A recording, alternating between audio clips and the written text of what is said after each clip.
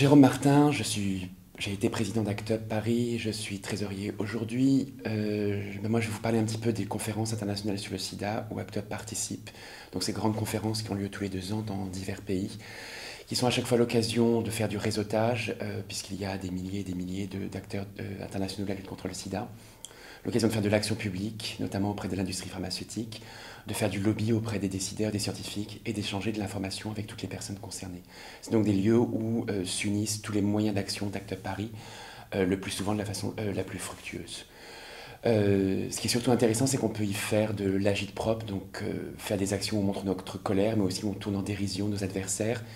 C'était le cas il y a 3 ans, donc à Toronto en 2006, où Mademoiselle Thermostable a pu chanter ses chansons contre Abbott, ou encore en 2008 où Miss Missing a pu chercher les responsables français sur toute la conférence, conférence qu'ils avaient désertée.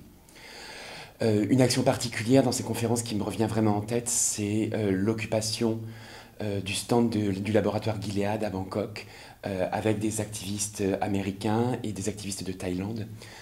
On avait des revendications communes contre ce laboratoire, allant des questions d'éthique dans les essais, allant la question de l'enregistrement du ténofovir dans un certain nombre de pays, allant du prix fixé par le laboratoire.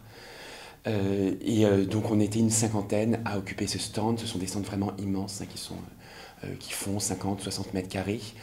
À vendre ensemble nos t-shirts, donc à occuper pacifiquement, à le recouvrir d'une pancarte marquée en anglais « Fermé pour cause de décès ». Et puis parce qu'on avait décidé de l'occuper toute la journée, à s'occuper. Et pour s'occuper, on a fait des échanges d'informations entre activistes thaïs, activistes américains et activistes français, notamment sur des questions thérapeutiques, puisque les Thaïs étaient en demande d'informations sur des effets secondaires de traitement qui étaient en cours d'enregistrement dans leur pays. Donc il y avait des activistes français qui expliquaient un petit peu à la façon qu'on peut faire dans les répits d'Act Up des choses en français sans savoir parler anglais. Un activiste français qui traduisait en anglais, une activiste thaï qui traduisait de l'anglais en thaï et 2 activistes thaïs qui traduisaient ensuite dans d'autres dialectes. Compréhensible pour tout le monde.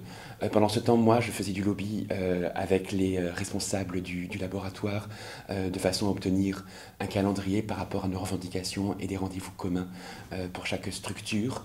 Donc on avait réuni en même temps action publique, information, communication et lobby, c'est-à-dire tous les grands moyens d'action d'Act Up Paris.